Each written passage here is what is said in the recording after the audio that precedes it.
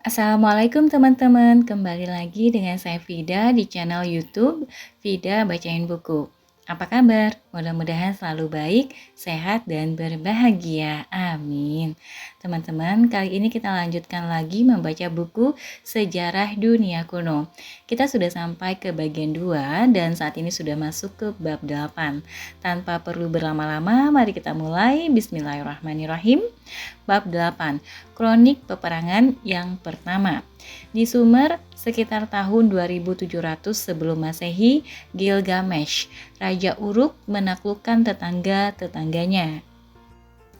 Ketika orang Sumeria mulai menggunakan cuneiform, mereka berpindah dari suatu ketika dahulu kala ke masa lampau yang dapat diketahui. Mereka mulai menuliskan cerita tentang peperangan yang mereka menangkan, perdagangan yang mereka negosiasikan, dan kuil-kuil yang mereka bangun. Daftar raja kini dapat dipaparkan berdasarkan papan-papan dan inskripsi-inskripsi resmi. Kisah-kisah epik yang sering menyimpan inti dari keberhasilan-keberhasilan duniawi di balik busana aneh-aneh seteru-seteru dari dunia roh jahat dan kekuasaan-kekuasaan adi kodrati tetap memiliki manfaat. Namun, kini kita dapat mendasarkannya pada cerita-cerita yang dimaksudkan kurang lebih sebagai kisah nyata. Itu tidak berarti bahwa inskripsi-inskripsi memunculkan suatu objektivitas yang baru dan menakjubkan. Cerita-cerita itu ditulis oleh para juru tulis yang digaji oleh raja yang keberhasilannya mereka tuliskan. Dan wajar saja bahwa itu cenderung membiaskan cerita-cerita itu ke arah yang menguntungkan raja. Menurut inskripsi-inskripsi Assyria, sedikit sekali raja Assyria yang kalah dalam perang. Tetapi dengan membandingkan dua raja yang tampaknya memenangkan perang antara mereka berdua, biasanya kita dapat menyimpulkan raja yang mana yang sebenarnya menang. Di Sumer, di mana peradaban muncul guna memisahkan orang tak berbeda dengan para hartawan. Di Sumer, di mana peradaban muncul guna memisahkan orang tak berada dengan para hartawan, peperangan antar kota meletus secara sporadis sejak sekurang-kurangnya 4000 sebelum Masehi. Dari inskripsi-inskripsi di kuil, daftar raja, dan suatu kumpulan kisah, kita dapat membangun sebuah cerita dari salah satu rangkaian peperangan yang paling awal, kronik peperangan yang pertama. Pada tahun 2800 sebelum Masehi, kurang lebih, Raja Sumeria Meski Agasser memerintah di kota Uruk. Uruk yang kini dikenal sebagai kota Warka di Irak Tenggara adalah salah satu kota tertua Sumer yang didiami sejak sekurang-kurangnya 3500 sebelum Masehi. Pada zaman Meski Agasher, Uruk sejauh dapat kita katakan juga merupakan kota terbesar. Dinding-dindingnya terbentang sepanjang 9 km. 50.000 orang bermukim di dalamnya dan di sekitarnya. Dua kompleks kuil besar terletak di dalam lingkungan gerbang-gerbangnya. Di kompleks yang bernama Kulaba, orang Sumeria berkumpul untuk memuja dewa langit An yang jauh dan pendiam. Di kompleks Eana, mereka melangsungkan kebaktian yang jauh lebih meriah kepada Inanna, dewi cinta dan peperangan yang jauh lebih mudah didekati. Tentu suatu hal yang menyakitkan hati bagi Meski Agasher bahwa kotanya yang besar dan bersejarah itu sesungguhnya bukan permata mahkota Sumer. Keharuman itu masih merupakan milik Kish, kota yang rajanya dapat mengklaim hak resmi atas kekuasaan. Pada waktu itu, Kish telah merentangkan wibawa dan kekuasaannya atas kota suci Nippur, di mana terdapat tempat-tempat pemujaan kepada dewa utama Enlil dan di mana raja-raja dari masing-masing kota Sumeria datang untuk menghaturkan korban dan mencari pengakuan. Walaupun bukan kota terkuat di Sumer, Kish tampaknya memiliki pengaruh yang tidak proporsional terhadap wilayah itu. Seperti halnya Kota New York, Kish bukanlah ibu kota politis atau militer, namun melambangkan jantung peradaban, khususnya kepada mereka yang berada di luarnya. Meski Agasher tampaknya bukan seseorang yang dapat dengan rela menjadi orang kedua. Mungkin ia merebut tahta Uruk dari penguasanya yang sah. Dalam daftar Raja Sumeria, ia digambarkan sebagai putra Dewa Matahari Utu, yang merupakan gaya silsilah yang sering digunakan perebut untuk melegitimasikan klaimnya. Dan seperti yang dituturkan oleh daftar raja, selama masa pemerintahannya, ia memasuki laut dan mendaki gunung. Ini tampak lebih lugas daripada naiknya Etana ke langit. Begitu menguasai Uruk, meski Agasher membentangkan kuasanya, bukan terhadap kota-kota Sumeria lainnya. Uruk tidak cukup kuat untuk menembus Lagash atau Kish begitu saja, melainkan terhadap jalur-jalur perdagangan yang membentang melalui laut dan menjelajah pegunungan-pegunungan di sekitarnya. Penguasaan jalur-jalur perdagangan itu harus dilakukan sebelum berperang. Meski Agasher memerlukan pedang, kapak, helm, dan perisai, tetapi dataran-dataran di antara sungai-sungai tidak memiliki logam. Para perajin pedang kota Kish dapat mengandalkan untuk memperoleh bahan mentah dari utara, langsung melalui jalur perdagangan sungai. Uruk perlu menemukan sebuah sumber bahan mentah itu di sebelah selatan yang tidak didapatkan di dataran-dataran antara sungai-sungai. Ada satu sumber di selatan yang tersedia, Pegunungan Tembaga yang masyhur itu terbujur di Magan, Arabia Tenggara. Oman dewasa ini. Pegunungan Tembaga, jajaran pegunungan Al-Hajar yang disebut-sebut dalam papan-papan cuneiform dari Lagash dan dari tempat lain itu mengandung tambang yang dalamnya 20 meter dan tanur-tanur untuk melebur biji mineral sejak masa yang sangat tua. Tidak terdapat jalur yang mudah ke Magan melewati gurun Arabia, namun di pelabuhan-pelabuhan Magan, perahu-perahu gelaga Sumeria yang didempul dengan aspal sehingga mampu mengangkut 20 ton logam dapat memperdagangkan bebijian, wol, dan minyak untuk membeli tembaga. Persiapan pertama yang logis untuk peperangan di pihak Meski Agasher ialah memastikan entah dengan negosiasi entah dengan peperangan bahwa pedagang Uruk memiliki jalur yang aman melalui Teluk Oman ke Magan. Tetapi para pandai besi Sumeria memerlukan lebih dari tembaga murni.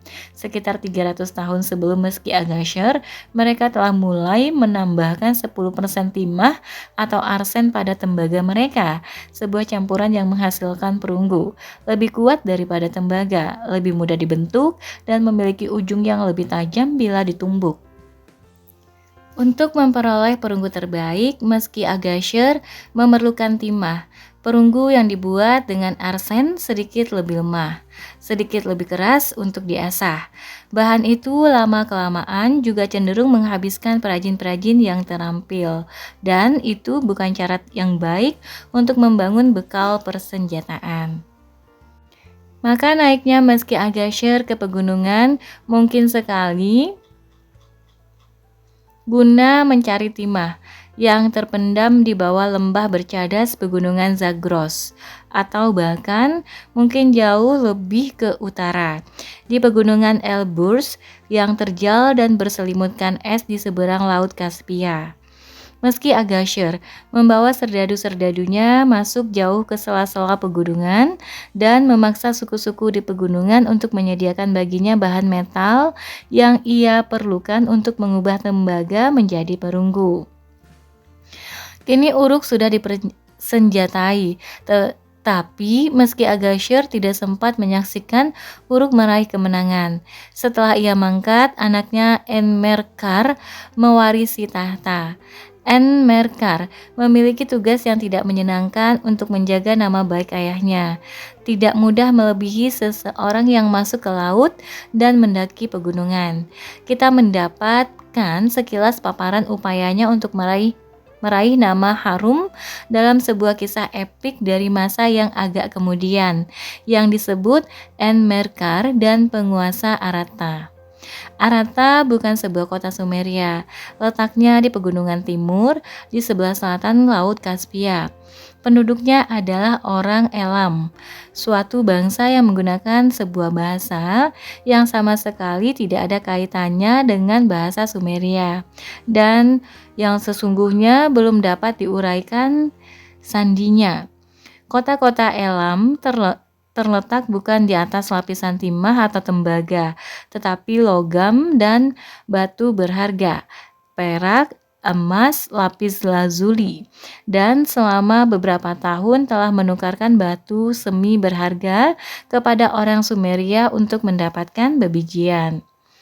Enmerkar yang berada dalam bayang-bayang orang yang telah memasuki laut dan mendaki pegunungan, memutuskan untuk mencari pertengkaran dengan lawan dagangnya. Ia tidak memiliki alasan politis yang mendesak untuk melakukan itu, tetapi Arata merupakan suatu taruhan kehormatan yang terpilih. Jika ia dapat menaklukkannya, ia akan menguasai sebuah kota yang sejak lama dikagumi oleh Uruk berkat kekayaan perajin metal dan para pemotong batunya yang terampil. Keharuman namanya akan terjamin. Maka ia mengirim sebuah pesan kepada Raja Arata yang berisi pemakluman bahwa Inanna, yang kebetulan juga merupakan dewa pemimpin di Arata, lebih menyukai Uruk dibanding Arata, dan bahwa penduduk Arata harus mengakui hal itu dengan mengirimkan kepada Enmerkar emas, perak, dan lapis lazuli yang mereka miliki secara cuma-cuma. Ini merupakan suatu pernyataan perang dan ditanggapi dengan tantangan. Sayangnya, Enmerkar tampaknya menilai kekuatannya terlalu tinggi. Dalam kisah epik, setelah terjadi serangkaian pertukaran pesan yang panas antara kedua raja, Dewi Inanna menyelesaikan pertikaian dengan menegaskan kepada Enmerkar bahwa walaupun ia tentu sangat mencintai Uruk, tetapi ia juga memiliki kasih sayang kepada Arata dan lebih suka bahwa Enmerkar tidak meluluh lantakannya. Pada akhir cerita itu, orang-orang Elam dari Arata masih tetap bebas dari kekuasaan Enmerkar. Karena cerita itu kita dapatkan dari orang Sumeria, bukan orang Elam. Akhirnya, cerita yang ambigu ini mungkin mengetengahkan kekalahan telak Sumeria. Enmerkar mati tanpa memiliki anak dan tanpa memperluas kekaisaran ayahnya dan mengakhiri dinasti Meski Agasher secara cukup dini. Ia digantikan oleh salah seorang rekan pejuangnya, seorang lelaki bernama Lugul Banda, bintang dari beberapa cerita epik berkat jasanya sendiri. Setelah Lugul Banda, seorang pejuang lain lagi yang tidak ada hubungannya dengan Meski Agasher memegang kekuasaan atas kota itu. Pergantian tahta dari ayah ke anak lelakinya tampaknya telah terputus, dan Uruk tidak melakukan usaha lagi untuk merebut kekuasaan atas kota-kota lain. Kemudian barangkali 100 tahun sesudah itu, Uruk berusaha lagi untuk merebut kekuasaan di Sumeria. Uruk memiliki seorang raja baru, seorang lelaki muda bernama Gilgamesh. Menurut daftar raja, ayah Gilgamesh sama sekali bukan seorang raja. Sangat mungkin ia adalah seorang imam besar di kompleks kuil Kulaba dan secara khusus mengurusi pemujaan kepada dewaan serta memiliki reputasi tertentu. Daftar raja menyebutnya Lilu, sebuah kata yang menyiratkan kekuasaan dunia halus. Walaupun raja-raja Sumer dahulu juga sekaligus imam, zaman itu sudah berlalu. Selama beberapa tahun setelah terjadi pemisahan kekuasaan imam dan kekuasaan politis, Gilgamesh mungkin telah mewarisi kekuasaan imam. Tetapi ia merebut juga kuasa rajawi yang untuknya ia sama sekali tidak memiliki hak. Dalam sebuah cerita epik yang dikisahkan tidak lama setelah pemerintahannya, kita menyaksikan Gilgamesh mengklaim Lugul Banda, rekan pejuang Enmerkar, sebagai ayahnya. jika diterima begitu saja. Klaim itu tidak waras. Lugul Banda telah menduduki tahta berpuluh-puluh tahun sekurang-kurangnya sebelum kelahiran Gilgamesh. Tetapi dari sudut pandang seseorang yang menuliskan kembali sejarah dirinya sendiri, Lugul Banda adalah pilihan yang jitu. Ia merupakan raja pejuang yang berhasil dengan gemilang, seseorang yang piawai untuk mengatasi peperangan sengit yang panjang dan muncul dengan keadaan segar serta siap untuk berperang di wilayah yang jauh. Pada zaman Gilgamesh, Lugul Banda yang mungkin sudah wafat 30 tahun sebelumnya atau bahkan lebih, memang sedang naik namanya untuk mendapatkan status sebagai pahlawan Sumeria. 100 tahun kemudian, ia akan dipandang sebagai seorang dewa. Dari dia Gilgamesh meminjam kegemilangan kuasa duniawi. Begitu upaya pertama Gilgamesh untuk merebut tahta Uruk berhasil, ia siap untuk tugas yang baru. Dan Kish masih belum tertaklukkan. Rajanya pun menjadi pelindung kota suci Nippur, serta mengklaim keunggulan prestis tak terjelaskan yang menyakitkan hati itu. Bila kita mencabut raja muda Uruk itu, Gilgamesh, dari kisah epik yang mendahului masa dia dan yang di kemudian hari menjadi terkait dengan dirinya, kita masih menyaksikan seorang pribadi yang penuh daya kehidupan. Gilgamesh menginginkan segalanya, sahabat-sahabat yang loyal, tahta, gelar rajawi, gelar Raja Kish, dan akhirnya pun ketidakmatian. Persiapan pertama Gilgamesh sebelum menyatakan perang kepada tetangga-tetangganya adalah memperkuat tembok-temboknya sendiri. Di Uruk, Gilgamesh membangun tembok-tembok. Demikian tutur prakata epik Gilgamesh, sebuah balu arti besar. Lihatlah itu. Masih ada hari ini, tembok luarnya berkilat dengan kemilau tembaga dan tembok dalamnya tidak ada padanannya. Sebutan tembaga adalah tambahan pembangatan dari waktu kemudian. Tembok Uruk pada zaman itu tidak terbuat dari batu, apalagi tembaga, tetapi dari kayu yang didatangkan dari utara. Perjalanan Gilgamesh untuk memperoleh kayu dicerminkan dalam epik itu. Seperti dituturkan di dalamnya, ia berkelana ke hutan-hutan aras di utara untuk mendirikan sebuah monumen untuk para dewa. Tetapi sebelum ia dapat membangun monumen itu, ia harus memerangi raksasa hutan, seorang pejuang besar balok penjebol, yang dikenal sebagai Sang Jangkung, atau dalam bahasa Sumeria Humbaba. Sesungguhnya, Gilgamesh memang harus memerangi bukan seorang raksasa, tetapi suku-suku elam yang tinggal di hutan dan yang enggan menyerahkan sumber daya mereka yang paling berharga dengan gampang-gampangan. Setelah tembok-tembok diperkuat, Gilgamesh siap untuk mencari pertikaian dengan Raja Kish. Raja Kish bernama Enmebaragesi dan sudah memerintah Kish selama bertahun-tahun sebelum si penguasa baru Gilgamesh memerintah di Uruk. Ia bukan saja Raja Kish, tetapi juga pelindung kota suci Nippur. Sebuah inskripsi yang ditemukan di sana menuturkan bahwa Enmebaragesi membangun di Nippur rumah Enlil, sebuah kuil untuk dewa kepala Sumeria, penguasa udara, angin, dan taufan, yang memegang papan nasib dan karenanya memegang kuasa atas nasib semua orang. Enlil yang dipercayai suka mengirimkan banjir ketika ia gusar, bukan seorang dewa yang kepada seseorang dapat berbuat sembrono. Tetapi karena kuil yang dibangun oleh Enmebaragesi menjadi terkenal sebagai kuil kesayangan Enlil, Raja Kish sangat yakin akan kemurahan hati dewa itu. Agak mustahil bahwa ia terlalu merisaukan penantang muda dari selatan itu. Sementara itu, Gilgamesh tengah memobilisasikan kekuatan Uruk. Semua perangkat perang diaktifkan.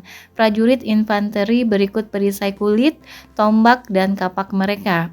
Mesin penduduk yang dibuat mesin pendudukan yang dibuat dari kayu yang didatangkan dari utara, dengan dihela sapi dan lelaki berpeluh, sebatang kayu aras yang dihanyutkan ke hulu di sungai Efrat untuk digunakan sebagai balok untuk menjebol gerbang-gerbang Kish.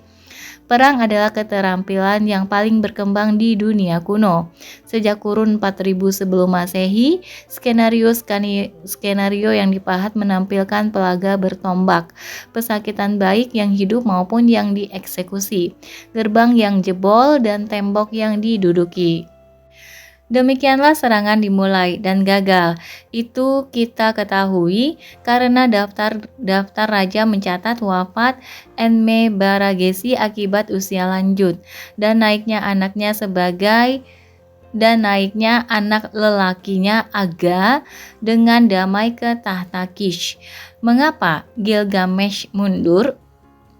Dalam semua legenda yang terhimpun di seputar Gilgamesh, sosok sentralnya secara bergelora tetaplah sama, seorang muda, agresif, berapi-api, yang memiliki vitalitas nyaris dari seorang manusia super, citra seorang lelaki yang tidur selama 3 jam saja semalam dan meloncat bangun dari tempat tidur ke pekerjaan, yang terbang dengan pesawat sebelum usia 25 tahun, atau mendirikan dan menjual 4 perusahaan pada usia 28 tahun, atau menulis autobiografi sebelum usia 30 tahun, yang juga merupakan hal yang berulang dalam cerita-cerita itu ialah bahwa vitalitas itu meletihkan rakyat Gilgamesh di dalam tuturan epik-epik. Mereka menjadi sedemikian letih akibat gerakan-gerakan ke sana kemari itu, sehingga mereka berseru memohon pembebasan kepada dewa-dewa.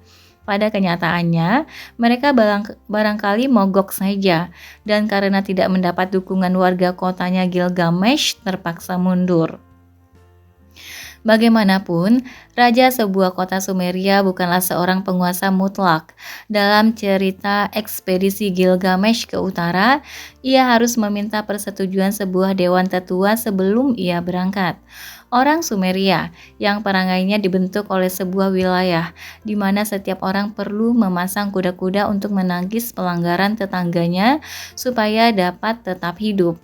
Tampaknya memiliki perasaan yang peka terhadap hak-hak mereka sendiri. Mereka adalah orang-orang pertama yang menuliskan kitab hukum mereka dengan menorehkan batas-batas kebebasan orang lain agar tidak mungkin terjadi kekeliruan. Agak mustahil bahwa mereka dapat cukup lama mentolerir kesewenang-wenangan seorang raja tanpa menolak. Dan dalam hal ini, mereka menolak untuk pergi berperang lagi. Gilgamesh masih bertekad untuk menaklukkan Kish. Di pihak lain, Aga, penguasa Kish, cenderung untuk menciptakan perdamaian. Sebuah cerita bergaya puisi yang disebut Gilgamesh dan Aga, penguasa Kish, mencatat bahwa ia mengirim utusan-utusan kepada Gilgamesh tampaknya untuk membangun hubungan persahabatan. Tampaknya Gilgamesh memandang hal itu sebagai sebuah pertanda kelemahan, bukan sebuah tanda perdamaian. Menurut cerita, mula-mula ia mengumpulkan orang-orang tua kota dan menyampaikan kepada mereka pesan dari Aga. Namun, alih-alih menyarankan perdamaian, ia mengusulkan untuk melakukan serangan lagi. Terdapat banyak sumur di kawasan itu yang perlu diklaim. Jadi, haruskah kita menyerah kepada Wangsa Kish? Tidak. Sebaiknya kita harus meluluh lantakannya dengan senjata. Dewan orang tua-tua menolak untuk menghancurkan Kish dan menyampaikan kepada Gilgamesh untuk merampungkan sumur-sumur negerinya sendiri dulu daripada mengejar sumur orang lain. Tetapi Gilgamesh malah beralih ke sebuah dewan lain, dewan orang muda-muda bertubuh kekar. Sejak dahulu belum pernah kalian menyerah kepada Kish, katanya kepada mereka.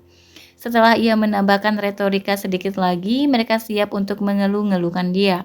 Berdiri siaga mengemban tugas, duduk siap melayani sambil mengawal anak Raja Kish.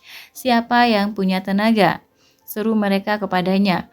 Engkau adalah kekasih dewa-dewa, manusia penuh kelimpahan. Jangan bertekuk lutut kepada Wangsa Kish. Bukankah kita, orang-orang muda harus menghancurkan mereka dengan senjata? Dewa-dewa agunglah yang menciptakan Uruk, dan tembok-temboknya menyentuh awan. Pasukan Kish tidaklah seberapa, dan prajurit mereka tak berani memandang ke mata kita. Mendapat dukungan sedemikian itu, Gilgamesh memutuskan untuk menyerang Kish sekali lagi. Dewan Parlemen Ganda itu dewan orang tua-tua yang bijaksana, tetapi sudah melewati gairah berperang, dan dewan orang-orang muda yang bertubuh kekar tetapi kepalanya panas adalah biasa dalam pemerintahan kota Sumeria. Itu bertahan selama berabad-abad di Timur Tengah kuno pada masa yang jauh sesudahnya. Anak lelaki Raja Besar Ibrani Solomon tatkala naik tahta membagi negerinya dengan mengabaikan nasihat damai dewan orang tua-tua, tetapi memilih tindakan keras yang disarankan oleh dewan orang-orang muda. Gilgamesh mengambil cara bertindak yang sama dan mendapatkan sengsara. Sekali lagi serangan ke Kish menjadi berlarut-larut. Sekali lagi penduduk Uruk memprotes dan sekali lagi Gilgamesh mundur. Itu kita ketahui karena bukanlah Gilgamesh yang akhirnya mengalahkan Kish dan mengklaim gelar Raja Kish dan pelindung kota Nippur, tetapi seorang raja lain yang sama sekali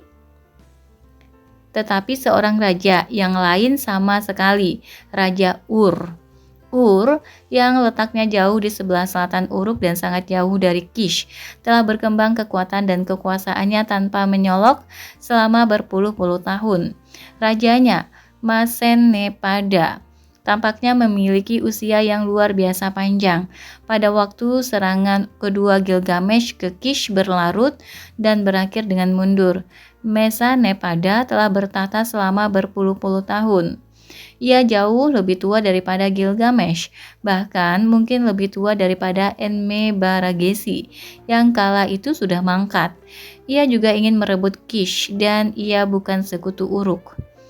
Tetapi ia bersedia menunggu sebelum melakukan serangan sendiri ketika Gilgamesh mundur dan Kish sudah menjadi lemah. Mesanepada menyerang Kish dan menang. Mesanepada, bukan Gilgamesh, mengakhiri dinasti pertama Kish dan menguasai kota suci Nippur. Energi super Gilgamesh masih terus terkunci di balik tembok-temboknya dan dikekang oleh ketidaksediaan rakyatnya untuk mendukung sebuah serangan baru. Sekali lagi dinamika pewarisan tahta berlaku. Kish sudah jatuh ketika Enmebaragesi wafat dan menyerahkan pertahanannya kepada anak lelakinya.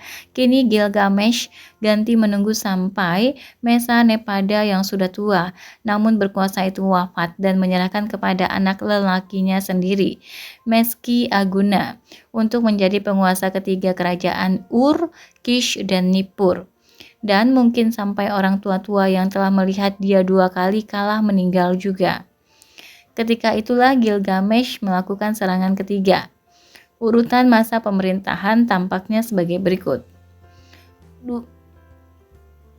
Tahun 2800, Uruk diperintah Meski Agaser, Enmerkar Lugulbanda.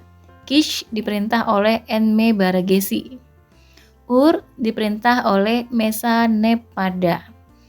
2700 Gilgamesh memerintah Uruk, kemudian Kish diperintah Aga, dan Ur diperintah Meski Aguna. Kali ini ia menang. Dalam sebuah peperangan yang sengit ia mengalahkan Meski Aguna, merebut kotanya dan mengambil wilayah-wilayah lain yang telah direbut Meski Aguna dengan perang. Dengan serbuan akhirnya Gilgamesh menjadi penguasa keempat kota besar Sumer, Kish, Ur, Uruk, dan kota suci Nippur. Setelah merencanakan penaklukan Kish selama puluhan tahun, kini Gilgamesh menguasai wilayah Sumer yang lebih luas daripada raja manapun sebelum dia. Tetapi hanya untuk beberapa saat. Bahkan energi supra-manusiawi Gilgamesh tidak dapat melawan usia tua. Ketika ia wafat, tak lama setelah kemenangannya, kerajaannya yang meliputi 4 penjuru, gelar Raja Kish, dan semua cerita seputar sosok dirinya yang menjulang tinggi beralih kepada anak lelakinya. Garis waktu 8. Cina. Kebudayaan awal Cina yang Shao, Dapeng Keng, gerombolan King Lian dan Longshan. Mesopotamia. Periode Uruk 4000 sampai 3200. Periode Jemdet Nasr 3200 sampai 2900 yaitu di Mesopotamia, Atap, Tanah Bali. Dinasti awal 1 2900 sampai 2800. Kemudian di Cina, Fuxi 2850, Shennong. Kemudian di Mesopotamia, dinasti awal 2 2800 sampai 2600, Gilgamesh. Huangdi di Cina 2696. Untuk di Mesopotamia, Gilgamesh. Yaoshun di Cina 2598, untuk Mesopotamia dinasti awal 3 yaitu 2600 sampai 2350. Dinasti Xia di Cina 2205 sampai 1766 Yu. Oke teman-teman, sampai di sini dulu untuk bab 8-nya. Nanti kita akan ketemu lagi di bab 9 yaitu Perang Saudara Pertama. Terima kasih telah mendengarkan sampai akhir. Assalamualaikum warahmatullahi wabarakatuh.